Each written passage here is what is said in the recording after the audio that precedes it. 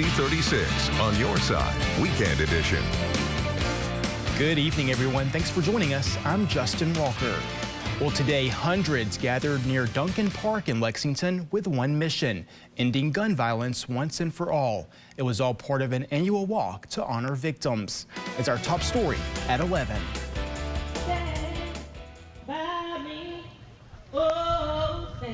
It's so special to me. It's dear to me because we get a chance to come out here and really honor these gun violence victims who have lost their life to gun violence in our community. It's been 9 years since Ricardo Franklin lost his brother Antonio. His life cut short by an act of gun violence in Duncan Park. Being able to come out here and really remember Tony for who he was. It's in the same park that Ricardo's mother, Anita Franklin, began the Antonio Franklin Jr. Violence Intervention Project Peace Walk, partnering with community organizations to shine a light on gun violence and to remember her son. Anita passed away in 2020, but her legacy lives on as each year more and more people come out. People from different communities all over Lexington, surrounding states, etc. So just being out here with everyone is just heartwarming to me. The event, a way to bring families together and support. Pierre Swain lost his older brother Pietro in 2021, shot and killed across the street from Duncan Park. Energy always filled the room. He was always just such a positive, bright light. Always. Couldn't be sad around him, that was for sure. No one has been arrested in connection with the shooting. I want justice, but I also want change. I love my brother. He did not deserve to be killed, and this is a way that we can keep his name alive and also bring awareness to Lexington gun violence. So far in 2023, there have been 3 gun-related homicides and at least 25 shooting investigations, according to Lexington Police. The numbers have decreased compared to previous years, but Ricardo says the fight isn't over yet. There's still work to be done. We just got to keep on working together. And my mom's saying was, let's get better and do it together. And it will take everyone. So I think events like this are just so important. The event, featuring a community-wide resource fair, kids' activities, arts and crafts, and speakers, as people come together to remember the lives lost. Well, a Lexington man has been identified as the victim in Thursday's deadly shooting. The Fayette County Coroner's Office says 43-year-old Tamonte Harris died from gunshot wounds. Police say officers responded to the 400 block of Chestnut Street Thursday night just before 10. They found 2 people shot. A woman was taken to the hospital with what was described as life-threatening injuries. On Friday, police arrested and charged Corey Jackson with murder, assault, and possession of a handgun by a convicted felon. Jackson is being held at the Fayette County Detention Center. With the Louisville Police Metro Foundation providing an update on the officer who was shot during last week's mass shooting. The foundation saying on Facebook that Officer Nicholas Wilt remains in medically induced coma. The post says the pneumonia in his lungs is severe. He is still listed as critical but stable. So far, the foundation has raised more than $150,000 for Wilt and his family. You can find a link to donate on our website, WTVQ.com.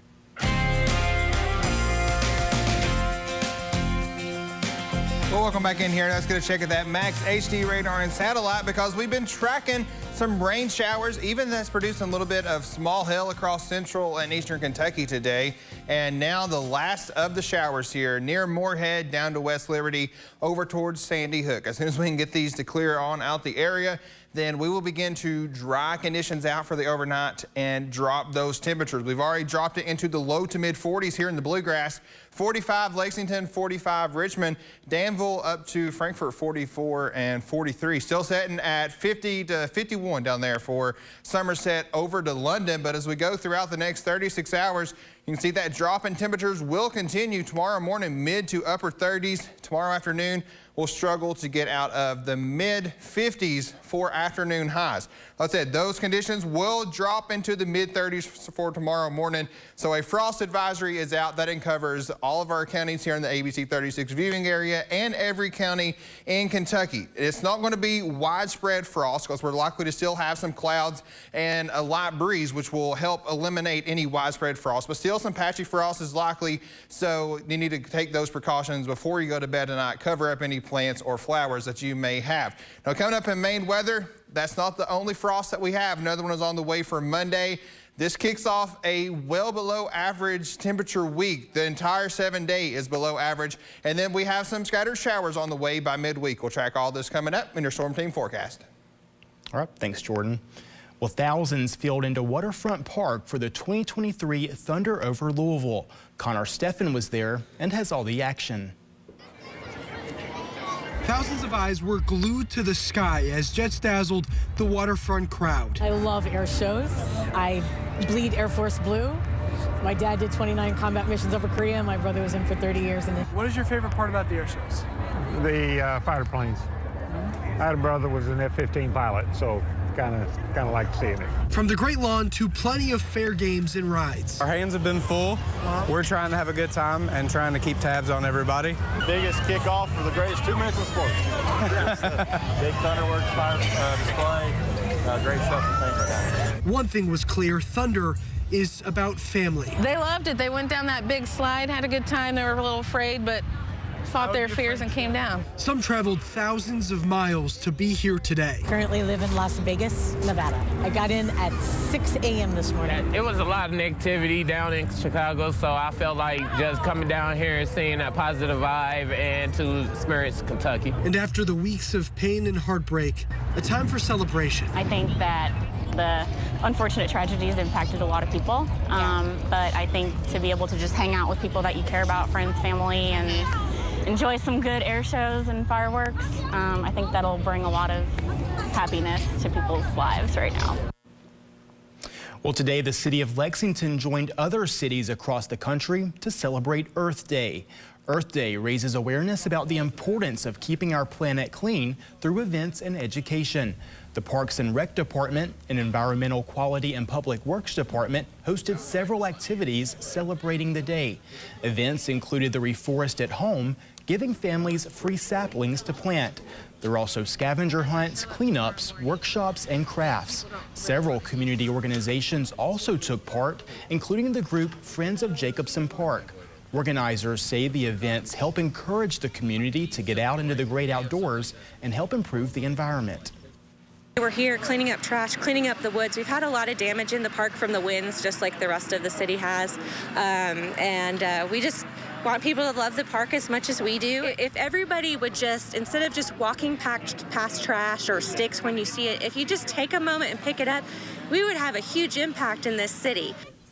Events continue Sunday with a lakeside golf course cleanup and a wildflower walk at Raven Run. And today, the Lexington community getting the opportunity to learn more about the challenges and opportunities facing the city and its neighborhoods. It was all part of Mayor Linda Gordon's annual Mayor Neighborhood Summit. The event was held at the Lexington Senior Center on Life Lane. The summit included breakout sessions featuring the topics of police technology, parks and public space, and a public art collaborative art program. Mayor Gorton says the event provided a great way for people to connect and learn about the ongoing work of city government. The goal, of course, is education, but it's also interaction. People go sit at a table and they meet new people from a different neighborhood. We have had wonderful things occur from these, including neighborhood partnerships from one district to another district where they have a similar issue and they work on it together. This is the fifth citywide summit Mayor Gordon has held. Well, still to come, the Wildcats take the field in both baseball and softball this afternoon. We'll take you to the ballpark a little later. But first, the Supreme Court ruling to keep an abortion pill legal, but for how long? We'll have the latest.